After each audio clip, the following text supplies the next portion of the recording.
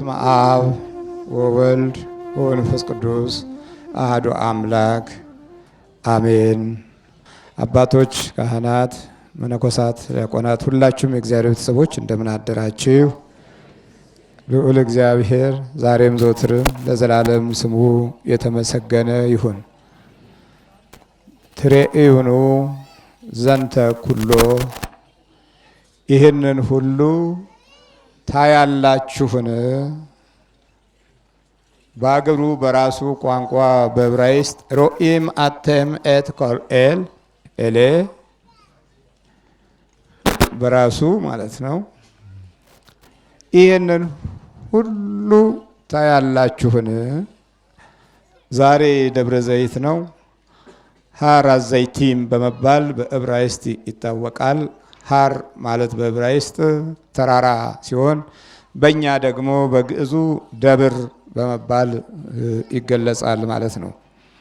ዛሬ ብዙዎቹ በአራደኛ ቋንቋ ደበረኝ የሚሉት ቃል ከዚህ ከደብር አውጥተውት ነው። እንግዲህ በቀጥታ ሲፈታ አነጋገሩ ልክ አይደለም። ተራራ ሆንኩኝ እንደማለት ነው። ደበረኝ የሚለው ቃል ተራራ ሆንኩኝ፣ አበጥኩኝ፣ ልፈነዳ ነው እንደማለት ነው። አግባብ ባልሆነ መንገድ የገባ ቋንቋ ነው። ስለዚህ ደበረኝ አትበሉ፣ እሺ። ተራራ አደረገኝ አትበሉ። ስለዚህ ዛሬ ደብረ ዘይት ወይም ሀር አዘይቲም በመባል ይጠራል። ዘይት ተራራ፣ የዘይት ቦታ ማለት ነው። በዚህ ቦታ ላይ ከጥንት ከክርስቶስ ዘመን ጀምሮ የነበሩ የብሉይ ኪዳን ወይራዎች ሁሉ ይገኛሉ። በዚህ በደብረ ዘይት ላይ ወይራው በጣም ለዘመናት የቆየ ወይራ አለ። የዛ ወይራ ፍሬ ደግሞ ያው ዘይት ይጨመቅበታል። ከዛ በፊት ግን የሚነግረን አንድ ድንቅ ቃል አለ። ኢየሱስም ከመቅደስ ወጥቶ ሄደ፣ ደቀ መዛሙርቱም የመቅደሱን ግንቦች ሊያሳዩት ቀረቡ። እርሱ ግን መልሶ ይህን ሁሉ ታያላችሁን? እውነት እውነት እላችኋለሁ ድንጋይ በድንጋይ ላይ ሳይፈርስ በዚህ አይቀርም አላቸው። ደብረ ዘይት ሳይደርስ ነው ይሄ ቃል በቤተ መቅደስ የተነገረው። የሚገርም ነው። ሳይፈርስ አይቀርም የሚለው ቃል የወጣው እዚሁ ቤተ መቅደስ ላይ ነው። ደብረ ዘይት ላይ የዓለም የመጨረሻ እና ለመጨረሻው የሚሆነውን ቀንና ጊዜ እንዲሁም ዘመን ምልክቶች ተናገረ። ቤተ መቅደሱ ጋር ግን መፍረስን ነው የተናገረው። እነሱ ያዩበት እይታ ላይ የተለየ ነገር ነው የተናገረው። ግንቦቹን ሊያሳዩት ቀረቡ። እሱ ሊወጣ ነው፣ ሊሄድ ነው፣ ግን እነሱ ሊያሳዩት ቀረቡ። በዚህ አንጻር የምናያቸው መልካምና ብዙ ነገሮች በሕይወታችን ዙሪያ ሁሉ የምንገነዘባቸው ነገሮች አሉ። በመጀመሪያ ደረጃ ደቀ መዛሙርቱ የውጭውን ማየት ነው የለመዱት። ይህም አንድ ሌላ አስቸጋሪ ነገር ነው። የውስጡን እና መጪውን ለማየት እድል አላገኙም። ብዙ ክርስቲያን የውጭውን ብቻ በማየት የውስጡን ለማየት እድሉን ያጣል። ከውጪ ወደ ውስጥ ለማስገባት የምንችለው የእይታ አመለካከቶች በብዙ መንገድ ላይ ግራ የሚያጋቡ ከመሆናቸው በፊት ላየነው ሁኔታ እንገዛለን። በማየት ላለው ነገር ከውጪ ያለው ነገር ላይ ትኩረት ብቻ እንሰጣለን። የውስጥ ከሚያየው ከአምላክ ጋር ያለን ቀረቤታና ግንኙነት በብዙ መንገድ የደከመ ይሆናል። ስለዚህ ደቀ መዛሙርቱ የቤተ መቅደሱን አሰራር፣ መሐንዲሱን ስነ ጥበብ፣ ከዛም በላይ የድንጋዮቹ አቀማመጥ፣ እነዚህን ሁሉ በጣም ትኩረት ሰጥተው አዩ። ያላዩት ነገር ግን አለ። ለጊዜው የማይታዩ ነገሮች አሉ፣ ማናስተውላቸው። ብዙዎቻችን በምናየው ሁኔታ ብዙ መንገድ ላይ ተሰነካክነናል፣ የውጭውን ብቻ በማየት እና በኋላ ይኸው ታያለህ አሉት። ተመልከት አሉት። እነሱ ያዩትን ለጌታ ለማሳየት ደግሞ ሞከሩ እና እይ ብለው ሲሉት የዚህ ጊዜ ነው መፍረስን የነገራቸው።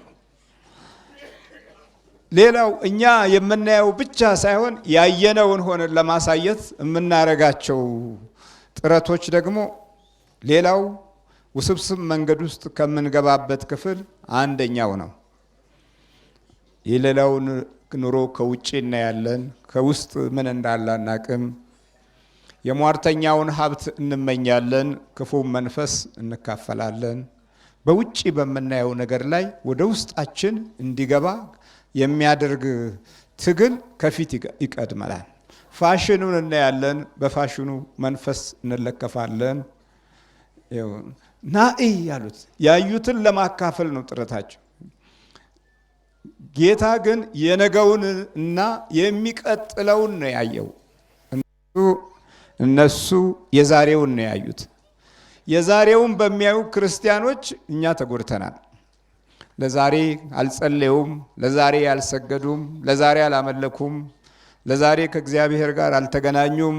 ስለዚህ እኛ ተወለድን፣ የነገውን ሕይወት ያላዩልን አባቶቻችን እና እናቶቻችን ዛሬ ልንይዘው፣ ልንጨብጠው፣ ልናድነው፣ ልንንከባከበው ወደማንደርስበት ወደ ተለያየ የጥፋት አዘቅት ውስጥ ገባን። ደቀ መዛሙርቱ የዛሬውን በማየታቸው ብቻ ረክተው እና እኛ እንዳየነው እያሉት። ሌላው ደግሞ ትልቁ ችግር እግዚአብሔርን እንደ ራሳችን ሐሳብ መምራት መቻላችን ነው። እግዚአብሔር ማስተዋሉን ይስጠን። እኛ ያላየነውን የሚያይ አምላክ አይደለም የምንልበት ዘመን ላይ ቆመናል። እኛ እንዳየነው ይሁን፣ እከሌ ይጥፋ ካልኩ እግዚአብሔር ወይ ለምን አታጠፋልኝም ብሎ የሚሳደብና የሚራገም አለ። እንደገና ፈጣሪውም ማለት ነው እከሌን አውድምልኝ ብሎ አይ አንተ ካላውደምክ እኔ በሌላ መንገድ እሄዳለሁ ብሎ ከሰይጣን ጋር ይሄው የሚተባበረው ትውልድ በጣም ብዙ ነው። በቤተ ክርስቲያን ትውልዱን አጥፋ ብለው መርፌ ሰክተው ዘሩን አጥፋ ዘሩን ንቀል ብለው አልሳካ ሲል ይሄ ደግሞ በቃ በሰይጣን ዓለሙን በኩል ሊሄድና ድራሹን ላጥፋው ብሎ የሚያስብ ወገን የበዛበት ጊዜ ላይ ደርሰናል። እኛ ያየነውን ይይ ነው ማለት ነው። እንግዲህ እግዚአብሔርን እኛ እንደምናየው እንዲያይ ነው የምንፈልገው። ብዙዎቻችን አሁንም ወደዚህም ስንመጣ እንኳ እንደኛ ሐሳብ ነው የምንመጣው፣ እንደ እግዚአብሔር ሐሳብ አይደለም። እኛ እንደምንፈልገው ሐሳብ ነው። ለመማር ሳይሆን ለመፈወስ የምንመጣ አለ። ለመፈወስ ብቻ ለማወቅ ሳይሆን ለመመልከት ብቻ የምንመጣ አለ። ለማየት ከውስጥ አይደለም ደግሞ የምናየው፣ ከውጭ ነው የምናየው። ልክ ደቀ መዛሙርቱ ማየትን ሲለማመዱ መሐንዲስ ባቀነባበረውና ባሳመረው ሕንፃ ላይ ነው ልባቸው ያረፈው። ይሄ የመጀመሪያው የመንፈሳውያን ሕይወት ባህሪ በዚህ መንገድ ከቀጠለ ውድቀቱ የማይቆም ይሆናል ማለት ነው። እዛው ነው የሚቆዩት። እዛው ሰው ሰራሽ ነገር ላይ ነው የሚኖሩት። በሰው ሰራሽ ሐሳብ ላይ ነው ልቦናቸው የሚንጠለጠለው። ስለዚህ ጌታ ሆይ እኛ እንደምናየው ናና ያሉት ደብረ ዘይት ላይ ማለት ቤተ መቅደሱ ላይ ነው። ይሄ ወደ ደብረ ዘይት ላይ ልቦናቸው ተነክቶ ከጌታቸው ጋር ነው የተነጋገሩት። ግን ቤተ መቅደሱ ላይ ግን በእውነት ጌታ እንዳየው አይደለም ያዩት። እንደ ራሳቸው ሐሳብ እቅድ እና ፕሮግራም ነበር እናያዩት እና ሲሉት ድንጋይ በድንጋይ ላይ በዚህ ሳይፈርስ አይቀርም ማላቸው። የመፍረስን ትምህርት እዛው ቤተ መቅደስ ነገራቸው። እንግዲህ መፍረስ የሚጀምረው ከየት ነው ማለት ነው? ከቤተ መቅደስ ነው። ክርስቲያኖች መፍረስ የሚጀምሩት ከቤተ መቅደስ ነው። መፍረስ ሲጀምሩ ደግሞ ብዙ አይነት የመፍረስ ሂደቶች አሉ። በመጀመሪያ ቁጥር 1 መፍረስ ሲጀምር ሳታየው መፍረስ ይጀምራል። አንደኛ ደረጃ መፍረስ ሲጀምር ሳታየው ይፈርሳል። ሳታየው ብቻ እንዲሁ ሳታየው እየሰራህ እየሮጥክ እየደከምክ ፈርሶ ታገኘዋለህ። አለ ስትለው የሌለ ትውልድ ሆኖም ታገኘዋለህ። በትውልድ ስታስበው ማለት ነው። እንደ ሀገርም ስታስበው በቃ ቆሟል፣ ዳብሯል፣ አድጓል ብለህ ስትገምት ፈርሶ ታገኘዋለህ። ሳታየው የሚፈርሰው ከምታየው የበለጠ ፈርሶ ታገኘዋለህ። ድንገት እንዲህ አይነት ሂደቶች አሉ። ማዕረግ አለኝ፣ ስልጣን አለኝ ብለህ ስትጠብቅ ያም ፈርሶ ታገኘዋለህ። በመፍረስ ሕግ ውስጥ የመጀመሪያው ትልቁ መፍረስ ሳታየው የሚፈርሰው ነገር ነው። ሳታስብበት፣ ሳትዘጋጅ፣ ሳታስተውለው። አሁን ብዙዎቻችን በሕይወታችን ውስጥ ያሉትን መፍረሶች አላገናዘብንም። ክርስቲያናዊ ሕይወት መፍረስ በምናየው ባህሪ ላይ ያለን ትኩረት ብቻ እንጂ በነገው ነገር ላይ የምናስተውልበትን መንፈሳዊ ኃይል አናቀውም፣ አናገኘውም። እና እንግዲያውማ በ60ዎቹ የነበሩ ተማሪዎች እንዴት አይነት ነበረ? ሳያውቁት የፈረሰ ነገር ነበር። በዛ የእውቀት ፍለጋ ኃይል በጠነከረበት ዘመን ውስጥ የነበረውን ስናስተውል አሁን አርጅተዋል፣ ደክመዋል። ግን ሀሳባቸውና እቅዶቻቸው፣ ፕሮግራሞቻቸው፣ የእውቀት ትግላቸው የት ደረሰ ሲባል ሳያውቁት የፈረሰበት ቦታ ላይ ራሳቸው ቆመዋል። ሌላው ደግሞ የሚገርመው የሚፈርሰው ቦታ ላይ ቆመህ እንደማይፈርስ አድርገህ ታያለህ። ይሄም ደግሞ ሌላ ችግር ነው። በሁለተኛ ደረጃ እያየኸው የሚፈርስ አለ። ደግሞ እያየኸው ዝም ብለህ እያየኸው ምንም ማድረግ አትችልም። ይሄ መፍረስ ሕግ ነው። ሳታየው መፍረስ፣ እያየኸው ሁለተኛው መፍረስ። እያየኸው መፍረስ በአንተ ጉልበት ዘዴ የምትጠግነው አይደለም። እያየኸው ሲፈርስ ምንም ይኸው በትምህርት ቤት ትውልዱ ሲበላሽ እያየኸው አይደለም? እያየኸው እኮ ነው የሚፈርሰው። አእምሮው፣ ሕሊናው፣ ናላው ሲናጋ በአመልና በሱስ ተበላሽቶ እያየኸው የሚፈርስ ትውልድ ነው። ይኸው እያየኸው እኮ ጸጉሩን አንጨባሮ ሰይጣን መስሎ የተቀደደ ብጫቂ ጨርቅ ቂጡ ላይ ለጥፎ ሁሉም ቀዳዳ ለብሶ ይሄ እያየኸው የሚፈርስ እኮ ነው። ይሄው እንዲህ ነው። እያየኸው የሚፈርሰውን ነገር ልታጠቃው ልታጠፋው አትችልም። የመፍረስ ሕግ ነው ይሄ። በቃ ወደዚህ ወደ መፍረሱ ስትሄድ ምልክቶቹ እንዲህ ነው። ቃሉ እንዲህ ነው ያለው፣ ድንጋይ በድንጋይ ላይ ሳይፈርስ አይቀርም። መጀመሪያ መፍረስ ባህሪያቶች አሉት። ከውስጥ መፍረስ ስትጀምር የውጭውን መቋቋም አትችልም። በዲያብሎስ ጥፋት ስልት ውስጥ ትልቁን ግንብ በአንድ ጊዜ ለማፍረስ ከመቻሉ በፊት መጀመሪያ የሰዎችን ውስጣዊ ሕይወት አፍርሶ የራሱ መኖሪያ እሱ በፈረሰበት መንገድ ውስጥና በጠፋበት ኃይል ውስጥ ደህና አድርጎ መያዝና ከራሱ ታሪክ የጥፋት አካሄድ ጋር ማያያዝ ነው። ይሄ እያየኸው የሚፈርሰው ነገር ተደብቆ ከሚፈርሰው ባህሪ ጋራ ለመዛመድ ምንም ችግር የለበት። እያየኸው የፈረሰ የለም። እዚህ አሜሪካ ትልልቅ መንታ ግንቦች እያየን አይደለ የፈረሱት ነው አይደለም? እያየኸው ዝም ብሎ እያየኸው ድራሽ አባቱ ይጠፋል። ለማፍረስ ደግሞ ከምትገነባው የድካም ዋጋ ይልቅ ለማፍረስ 5 ደቂቃ ነው የሚፈጀው። 2 ዓመት እና 1 ዓመት 40 ዓመትም ይሁን ያ የጌታ ቤተ መቅደስ የተሰራው 40 ዓመት ነው። 40 ዓመት ሙሉ ሲገነቡ ነው የኖሩት። ግን ድንጋይ በድንጋይ ላይ ሳይፈርስ አይቀርም። የ40 ዓመት ድካም በአንድ ጊዜ ለማጥፋት ችግር የለም። የብዙ ዘመን ታሪክንም እንደዚሁ በአንድ ጊዜ ለማውደም ብዙ አትቸገርም። እያየኸው የመፍረስ ባህሪያቶች እንደ ሕግ ሆነው በሕይወቱ ውስጥ ሁል ጊዜ ተከታትለው የሚኖሩ ሚስጥራዊ ግን የማትረዳቸው ናቸው። ይህንን ለመረዳት ግን የመንፈስ ቅዱስ እገዛ ያስፈልጋል። በእግዚአብሔር ዓይን ማየት አለብህ። አሁን ደቀ መዛሙርቱ በክርስቶስ ዓይን ከማየታቸው በፊት በራሳቸው ዓይን ብቻ ስላዩ መፍረስን ጆሮአቸው ሰማ። መፍረስን የሰማው ጆሮአቸው ነው። በኋላ ግን መፍረሱን በደንብ ያውቃሉ፣ እነሱም ይረዳሉ። ብዙዎቻችን እያየን ለዛውም ደግሞ እየገነባ ነው። ኑሯችን ቀዳዳውን በየቦታው ስትደፍን እንደገና በሌላ ቦታ እንደገና በሌላ አቅጣጫ የንግዱን አውታር በሌላ በኩል ጥሰው ስትገባ እሱ እንደገና በሌላ መንገድ ጥሶ ሲሄድ ታይዋል።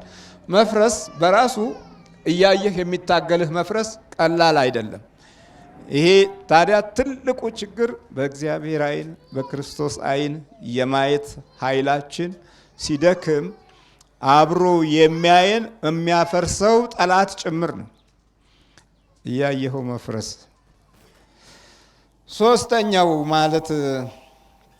ሶስተኛው የመፍረስ ሕግ ደግሞ ሲፈርስ እያየኸው አለማየት ነው። እየሰማችሁ? ሲፈርስ እያየኸው አታየውም። በቃ ችግር የለም። ይኸው መንገዱን እንኳ ስታያት መንገዱ ሲፈርስ ምኑ ሲናድ እያየኸው ነው፣ ግን አታየው።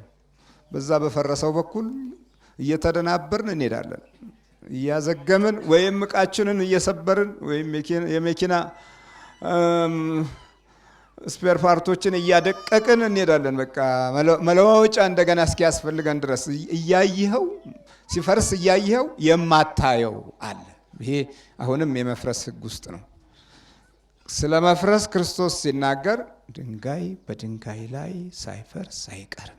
ግን እስካሁን አልታየም ሲፈርስ።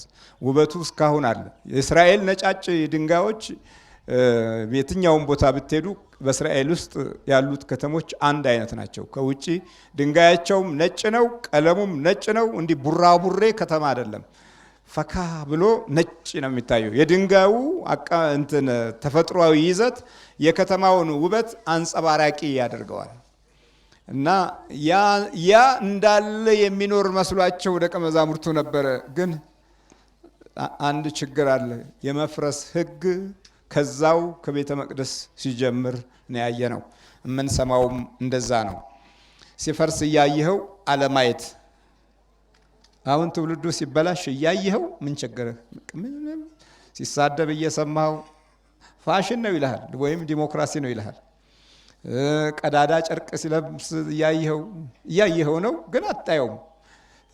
በብጫቂ ጨርቅ ገንዘቡ ሲያልቅ እያየኸው፣ ራቁቱን ሲሄድ እያየኸው ነው፣ ግን አታየውም። ምንም አይገድህም፣ ምንም አይመስልህም። መበላሸቶች ለእኛ ዘመናዊነት አይነት አድርገንም የምንወስድበት አጋጣሚም ሰፊ ነው። እያየኸው ነው፣ ግን አታየውም። ተቸግሮ ሲወድቅ እያየኸው ነው፣ አሁንም አታየውም። ትሸሻለህ። ሲያጨበጭብ ብቻ ተስማማለህ። ያውም ደግሞ ከተንኮል ጋራ ከምቀኝነት ጋራ እያየኸው የማታየው መፍረስ አለ። ይሄም እጅግ በጣም ክፉ ከሆኑ አካሄዶችና በአኗኗራችን ውስጥ ካሉ ጠንቆች መካከል ዋነኛውና ትልቁ ነው። ይሄ ሶስተኛው የመፍረስ ሕግ ነው። አራተኛ ከፈረሰ በኋላ ደግሞ ታየዋለህ። ይሄ አራተኛው ከፈረሰ በኋላ ታየዋለህ። ከወደመ፣ ከደቀቀ፣ ካለቀ በኋላ ብዙ ቦታ ላይ ከተበላሸ በኋላ ታየዋለህ። ማየትህ ግድ ነው፣ አይቀርም። ከፈረሰ በኋላ ማየት በጸሎት ያለመታገዝ ምልክት ነው። ከወደመ በኋላ ማየት በጸሎት አለመረዳት ምልክት ነው። ይህ አራተኛው የሚገርም ነው። ከፈረሰ በኋላ ራስ ምታት ይዝሃል። ከፈረሰ በኋላ ትበሳጫለህ፣ ትናደዳለህ፣ ውስጥህ ይቃጠላል፣ እረፍት የለህም። ሌሊትም ቀንም ትላለህ። ኪሳራው መጥቷል። በብዙ መንገድ አኗኗርህን ይፈትናል። መውጫ መግቢያህ ችግር ነው። አየህ፣ በስጋ ብቻ ስታየው ልክ እንዲህ ነው። በቃ እነዚህን እስካሁን የተጠቀሱትን 4 መስመሮች ታልፋለህ። ከፈረሰ በኋላ ስታየው አቤት እረፍት የለህም። ወይ መጸለይ ትጀምራለህ፣ ወይ ማበድ ትጀምራለህ፣ ወይ ትጨናነቃለህ። ከአንተ ከህይወት ውስጥ ብዙ ዘመን የፈረሰውን ነገር የምታስተውለው ከፈረሰ በኋላ ነው። በቃ ከታመምክ በኋላ የሆነ ቦታ ላይ ከደከምክ፣ ከዛልክ በኋላ፣ ከተጨናነቅ፣ ከቃዠህ በኋላ ያኔ ይታያል። ጉልበትና አቅምህም ከደከመ በኋላ መፍረሱ ይታያል። ከፈረሰ በኋላ እንባንናለን። ይሄኛው ሕግ አሁን እኛ ሀገር የሚሰራ ነው። እኛ ቤት፣ እኛ ኑሮ ውስጥ እያንዳንዱ ህይወትና ገበና ውስጥ ያለ ነገር ነው። እንግዲህ ይሄንን በአንተ ዘዴ በሳይኮሎጂ ጥበብ በርዕዮተ ዓለም ፍልስፍና ዙሪያውን ዞረህ በምንም መንገድ ወደ ግቡ ሲሄድ ሳታየው ስትቀር የመመልከቻ ቦታ ላይ ቆመህ ስታየው በእውነት ብዙ ነገር ፈርሶ እንደገና ትቆዘማለህ። አላዋጣማ። ትንታኔህ የቲዮሪው ዓለምና ንድፈ ሐሳብ ነገሮቹ በሙሉ አንተ ሄድክባቸው የተማርካቸው ያስተማሩ መምህራን ሁሉ ሳይቀሩ እንኳ ፈርሰው ነው ከፈረሱ በኋላ ነው የምታያቸው። በአመል በሱስ በተለያየ ነገር በውሸት በክህደት እና እውነትን ባለመያዝ እነዚህ ውንብድብድ ያለ ያኗኗር ጠባያቶችን እነሱም ውስጥ ታገኛለህና እንዲህ ነበር እንዴትልና መማርህንም በመፍረስ በኩል እንደተማርኸው ታውቀዋለህ። ይሄ እንግዲህ የመጨረሻው የድቀት ምልክት ነው ማለት ነው። አምስተኛውና የመጨረሻው ሲፈርስ አብሮ ማፍረስ ትጀምራለህ። የመፍረስ ህግ ነው ይሄ የምንማረው። እየሰማችሁ ነው? ሲፈርስ አብሮ ማፍረስ። ሲሰርቅ ትሰርቃለህ፣ ሲቀማ ትቀማለህ፣ ሲነዳ ትነዳለህ፣ ሲደባደብ ትደባደባለህ፣ ሲሰክር ትሰክራለህ። አብሮ መፍረስ ነው ይሄ። ይሄኛው አብሮ የመፍረስ ህግ ነው። ሲፈርስ ታፈርሳለህ፣ ትጨምርበታለህ። በላዩ ላይ ነው የምትጨምርበት። በመፍረስ ላይ መፍረስ፣ በመውደቅ ላይ መውደቅ፣ በመውደም ላይ መውደም ትጨምርበታለህ። ይሄ የመፍረስ ህግ ባህሪያቶቹ ናቸው፣ በመፍረስ ጠባያቶች ውስጥ ማለት ነው። ስለዚህ ከዚህ አንጻር ከስብዕና መፍረስ አለ፣ ከእውነተኛ የሆነ ታሪክም መፍረስ አለ፣ ከስነ ልቦና ውስጣዊ ህይወትም መፍረስ አለ። እነዚህ በሙሉ ይመጡና በመፍረስ ህግ ውስጥ ሲቆሙ ሲፈርስ አብረህ አፍራሽ ትሆናለህ ያለ እውነት ነው። ድንጋይ በድንጋይ ላይ በዚህ ሳይፈርስ አይቀርም። ይሄ እዛው ቤተ መቅደሱ ጋር ነው የተናገረው። በጣም አደገኛነቱ ደብረ ዘይት ላይ ስለ ክርስቶስ መምጣት ስለ ዓለም መጨረሻ ነው የተናገረው። ግን ትልቁን ነገር የተናገረው ቤተ መቅደሱ ላይ ነው። ከዚህ አንጻር የአዲስ ኪዳን ህይወት ከግንባታው ይልቅ መፍረሱ ላይ ይበረታል ማለት ነው። ለዚህ ነው ክርስቲያኖች ቶሎ ተንደው በተለያየ አይነት የርዕዮተ ዓለም መንፈስ ተጠምደው ህይወታቸውን፣ መንፈሳዊ ክብራቸውን፣ መንፈሳዊ ጸጋቸውን ቶሎ የሚክዱት የዚህ የመፍረስ ህግ ስለሚጠናወታቸው ነው። ለማፍረስ ደግሞ ዘመናዊነት በጣም ቀላል መንገድ ነው። ዘመናዊ ስትሆን ሁሉንም ነገር አፍርሰህ ነው ዘመናዊ የምትሆነው። በተለይም የአበሻው ዘመናዊነት በተለያዩ አይነት አካላዊ ገጽታዎች ላይ የተመሰረተ ነው። አካላዊ ገጽታዎቹ ማለት ምንድን ነው? በቃ አሁን ጥሩ አርቲስት ለመሆን መንጨባረር ያስፈልጋል ማለት ነው። ጨብራራ አርቲስት መሆን አለብህ ማለት ነው። ካልተንጨባረርክ ዓለም አይመለከትህም፣ አያጨበጭብልህም።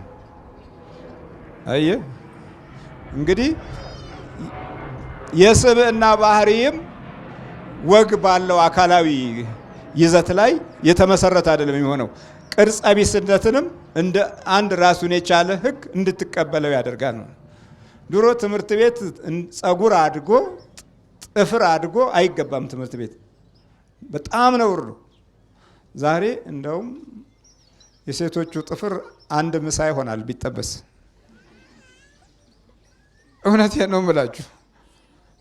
ወንዱም ተንጨባሮ የብዙ ሺህ ቅማሎች መኖሪያ መስሎ ነው የሚገባው። በጣም አስቸጋሪ ነው። ይሄ እንግዲህ በአካላዊ ስብዕና ላይ ነው ዘመናዊ ማለት ነው። የዘመናዊነት መግለጫ በሌሎቹ ዓለም አነጋገር በጉልበት የሚደከምበትን በመካኒካል ሙያ ማቃለል ነው። በእግር የሚካሄድበትን በዘመናዊ የትራንስፖርቴሽን ዘዴ ማፋጠን ነው። ይሄ ዘመናዊነት ነገሮችን ማቅለል ማለት ነው። ጉልበትን እና ጊዜን የሚፈጀውን ነገር ማቅለል። ይሄ ማለት ታዲያ አምልኮትን ይከለክላል ማለት አይደለም፣ እምነትን ይከለክላል ማለት አይደለም። ይህንን ማቅለል ስንጀምር እኛ ደግሞ መጀመሪያ የምንርቀው ከቤተ እግዚአብሔር ነው። ዘመናዊነትን መያዝ ስንጀምር የመጀመሪያው ቤተ እግዚአብሔርን ነው የምንክደው። ውስጣችን ክዶ ነው እዚህ አይነት ነገር ውስጥ የምንገባው። ዘመናዊነት መለያ እንደዚህ አይነት ነው። እግዚአብሔርን የሚል ዶክተር እሱ ፋራ ነው ማለት ነው። ሲያክምህ እንኳ ጠበል ጨምርበት የሚል ከሆነ ምንድን ነው የሚለው ትላለህ። አንተ ዘመናዊ ነህ ያ የሚናገረው ከአንተ እንዲህ ይጠበቃል እንዴ ትላለህ። ደግሞ አንዳንዱ እግዚአብሔር ይመስገን የሚለውን ድምጾቻችንን ትጠን በቃ ታንኪው ማለት ጀመርን። ታንክ ሆነን ቀረን። እውነቴን ነው የምላችሁ። ያው ታንክ ሆነንና ቀረን። ምንም ዋጋ የለውም። እና ሰማያዊ አምላክን የሚያስተው ኃይል በራሱ እንደ ዘመናዊነት እና እንደ እድገት አድርገህ ትቆጥረዋለህ። ታዲያ የኛ ዘመናዊነት በጨርቃ ጨርቁና በምኑ የሚለካ ሆነና ከውስጥ የፈረሰውን ነገር ማሳያዎች ሆነን፣ ከውስጥ መጥፋታችንን ማረጋገጫዎች ሆነን። ስለዚህ ደቀ መዛሙርቱ ያ ባዩት ሁኔታ ላይ ይሄ ውበት ይጠፋሉ ያሉ እና አሁን ደብረ ዘይት ላይ ቁጭ አሉ። ይሄ መጥፋት አለ እንዴ ያሉ። አሁን መፍረስ ከቤተ መቅደስ ሰምተናል። ከዛ ነው የሚጀምረው። ክርስቲያኖች ከውስጣቸው ይፈርሳሉ። ከዛ በኋላ ሌላው ሲፈርስ ምናቸውም አይደለም። መንገዱም ሲፈርስ ችግር የለም። ትልልቅ ጠቃሚ የሆኑ ነገሮች የመብራት ኃይል ፖሎቹም ሲፈርሱ ችግራቸው አይደለም። ምን ቸገረ ሲፈርስ ብረቱን እየፈታው እያየ ዝም ነው። ተው የሚል የለም እኮ ነገ መብራት ይቋረጣል። በቃ ሲፈርስ ሲያይ ዝም በቃ እኮ። ምክንያቱም የሚጠጣው ብዙ ጠጪዎችን ያፈራል። የሚያጨሰው ብዙ አጫሾችን ያፈራል። የሚሰርቀው ብዙ ሌቦችን ያፈራል። ይሄ በአብዛኛው በዘመናዊ አካሄድና አባባል ዘመናዊውን ከፍ ያለውን ሌባ እንዳንለው ሙስና እንለዋለን። እና ወደ ስልጣን ስትወጣ ወደ ማዕረግ ከፍ ስትል ሌባ አትባልም፣ ሙስና ነው። የሙስናን ስም ነው የሚሰጥ። የታችኛው ድሃ ምስኪን ጨውና በርበሬ የሚሰርቀው እሱ ሌባ ይባላል። ትልቁን የሚሰርቀው ሙስና ይባላል። እንዴት ነው ነገሩ? እና ሽፋን አለው፣ ብቻ የሆነ መሸፈኛ ነገር አለው። በዛ ሽፋን ውስጥ መፍረሶች እንዳሉ ካልተገነዘብነው ችግር ነው። ስለዚህ እዛ ቤተ መቅደስ ያለው መፍረስ ጨርሶ ከነገራቸው በኋላ ትኩር ብለው የሚያዩበት ቦታ ላይ ሄዱ።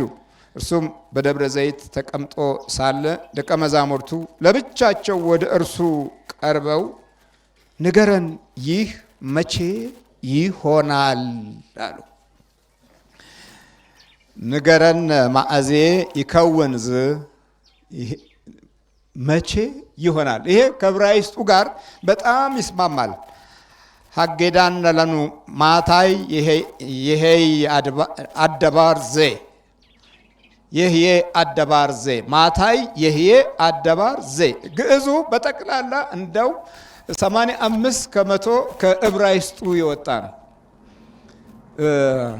ዜ እና ዝ የግዕዙ ይዘቶች ናቸው።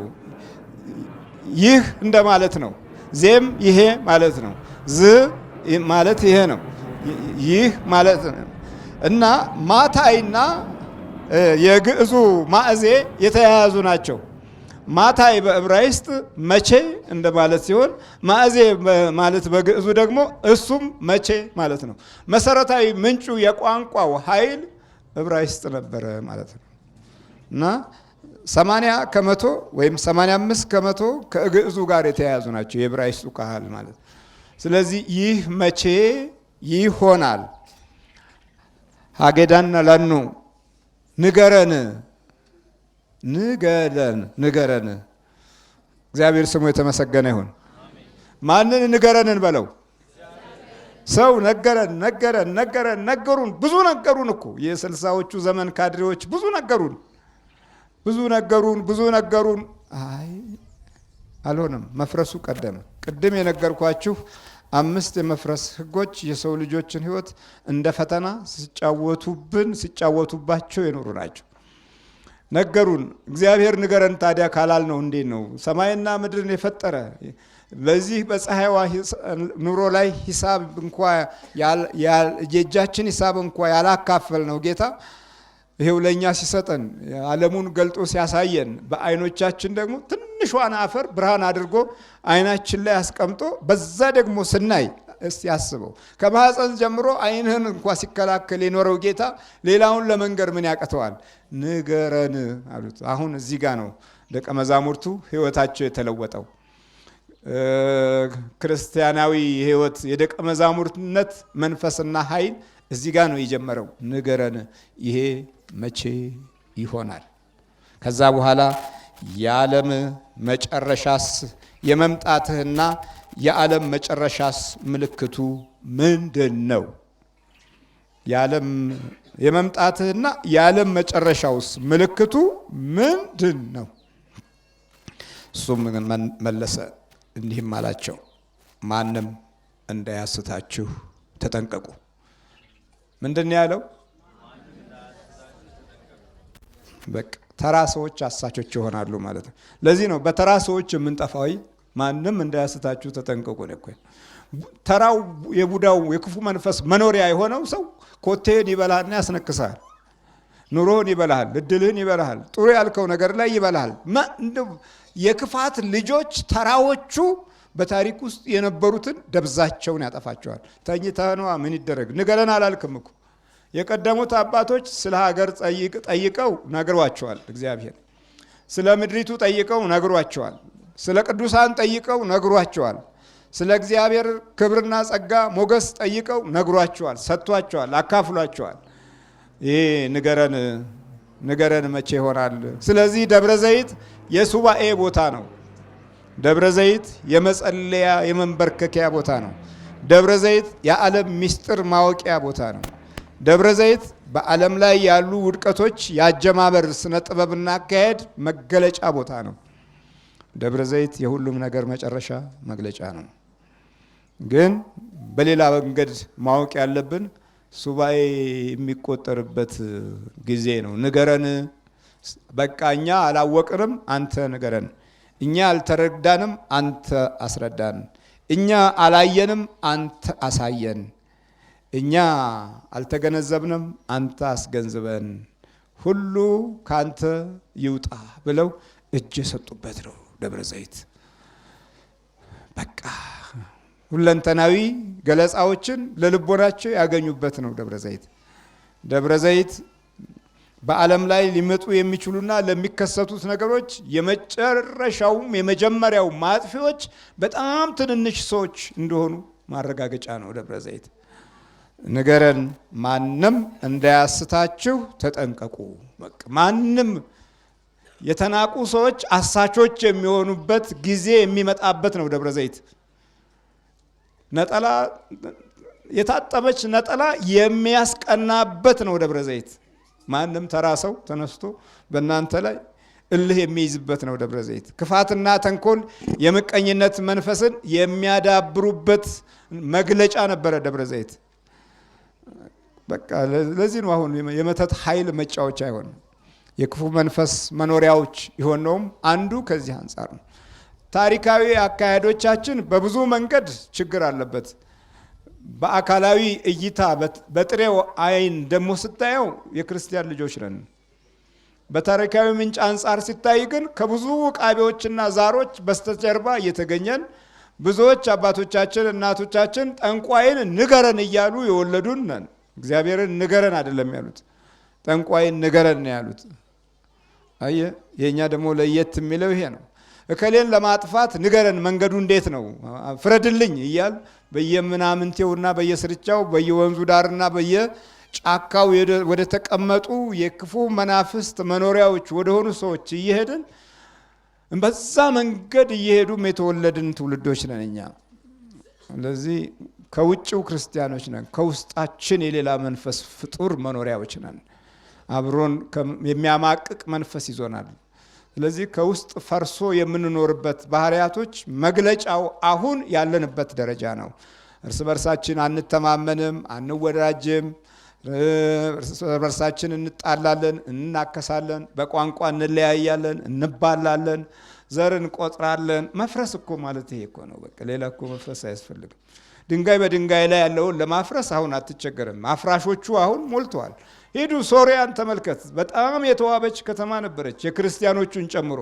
ዛሬ የጃርትና የቀበሮ መኖሪያ ትመስላለች ትልቋ ከተማ። ይሁን መፍረስ የመጣው ቆይቷል። መሪዎቹ አላወቁም እንጂ መፍረስ በትውልድ ውስጥ ለአፍራሽነት የተዘጋጀ ሕሊና ኑሮ ትውልድ መጀመሪያ ነበረ። ንገረን ያለ ትውልድ መፍረስ ላይ ይቆማል። እግዚአብሔር ምሕረቱን ያብዛልን። ማንም እንዳያስታችሁ ተጠንቀቁ አለ። በቃ ማንንም ዝም ብሎ ልኩስኩሱ ሁሉ ይነሳና በቃ ኃይል የሚያገኝ ይሆናል። ተራው ምንም ያስተሳሰብ ባህሪያቶቹ በክፋትና በጭካኔ በተንኮል የሚያድግ ይሆናል። በቃ ምንም ይገባል የማትሉት የጥፋት መኖሪያና የክፉ ነገር መግለጫ ይሆናል። ስለዚህ የደብረ ዘይት ቋንቋ ለደቀ መዛሙርቱ ሕሊናቸውን የሚመክር ልቦናቸውን የሚገዛ ነበር። ይሄ ልዩ ሱባኤ ነው። ዛሬም እንደዚሁ ንገረን ካላል ከሰው ብቻ የምንሰማ ከሆነ በጣም አስቸጋሪ ነው። ዛሬ ሰው ንገረን ነው የምንለው። አሁንማ በቃ ዶክተር ካልሆነ ወይም ትልቅ ፕሮፌሰር ካልሆነ ዓለም ያጨበጨበለት ካልሆነ አንሰማም። እንደዛ ከሆነ ምን ዋጋ አለው ታዲያ? ዮሐንስ እኮ ከምድረ በዳ ነው የመጣው። ከዩኒቨርሲቲ አይደለም የመጣው።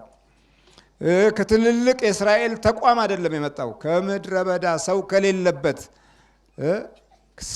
ከሌለበት መጥቶ እናንተ የፉኝት ልጆች ከሚመጣው ቁጣ እንድትሸሹ ማን አመለከታችሁ እያለ ሁሉን ወደሱ ሲመጡ መንግስተ ሰማያት ቀርባለችና ንስሐ ግቡ እያለ ይናገር ነበር። ይሄ እኛ ገና እንግዲህ መሬት ሲንቀጠቀጥ የመሬት ፕሮፌሰሮች ትፈልጋለህ። ከዋክብት ከሰማይ ሲወድቁ አስትሮሎጂ ትፈልጋለህ። ማዕበልና ጎርፍ ሲመጣ ሳይክሎን ምናምን የሚናገሩ የሚቀበጣጥሩ ሰዎች ትፈልጋለህ። ከትምህርት ቤት ሰውን ንገረኝ ነው የምትለው። ከትምህርት ቤት ሰውን ንገረኝ ትላለህ።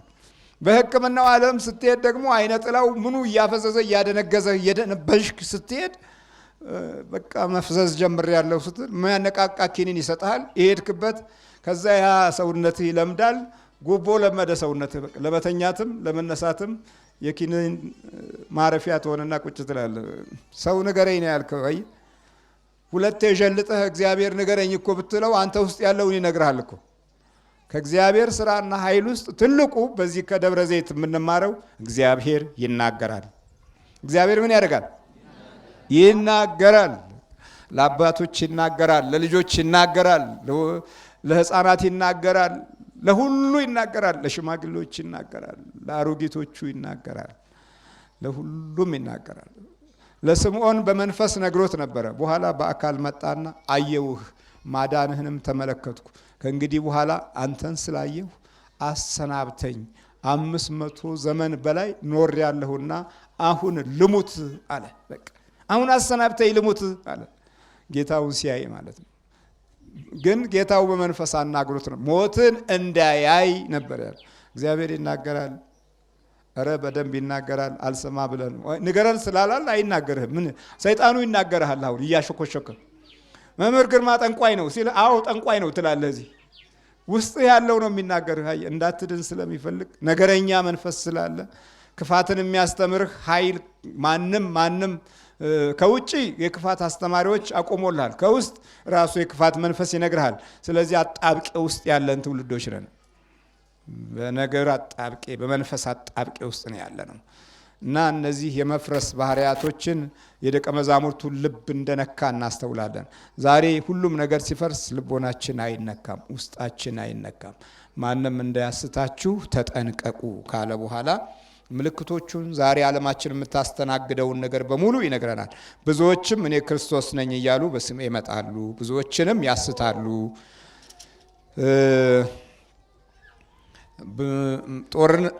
የጦርንም ወሬ ትሰሙ ዘንድ አላችሁ፣ ይህ ሊሆን ግድ ነውና ተጠበቁ፣ አትደንግጡ። ዳሩ ግን መጨረሻው ገና ነው። ሕዝብ በሕዝብ ላይ መንግስት በመንግስት ላይ ይነሳልና ረሃብ፣ ቸነፈርም የምድር መናወጥ በልዩ ልዩ ስፍራ ይሆናል። እነዚህ ሁሉ የምጥ ጣር መጀመሪያዎች ናቸው። የምን ጣር? በቃ እንግዲህ ሁሉም አይወልድም፣ ግን ያምጣል። የማይወለድ ምጥ እየተማርክ ታመጣለህ። ስልጣንም ይዘህ ታመጣለህ። ማዕረግም ላይ ሆነ ታመጣለህ። በልተህም ታመጣለህ፣ ግን አይወለድም። የምጥ ጣር መጀመሪያ ነው። ይኸው በርዕዮተ ዓለም ታመጣለህ፣ በቲዎሪ ታመጣለህ፣ በፍልስፍና ታመጣለህ፣ አይወለድም። ፕሮግራም እቅድ ታወጣለህ። እቅዱ በመፍረስ በኩል ይፈነዳል። ጭራሽ በመፍረስ በኩል ስለዚህ እግዚአብሔር ሆይ ንገረን የምንለው ኑሮ ያስፈልገናል። እግዚአብሔር ሆይ ንገረን የምንለው ትውልድ ያስፈልገናል። እግዚአብሔር ንገረን የምንለው ጊዜ ያስፈልገናል። ይህ ሊሆን የሚችለው ደግሞ በክርስቶስ ሥጋና ደም ታትመን እሱ እንደሚያየው ለማየት ስንሞክር እሱ እንደሚናገረው ደግሞ እንናገራለን። እግዚአብሔር ማስተዋሉን ይስጠን፣ በመንፈሳዊ ጸጋ ይጎብኛል። አሜን።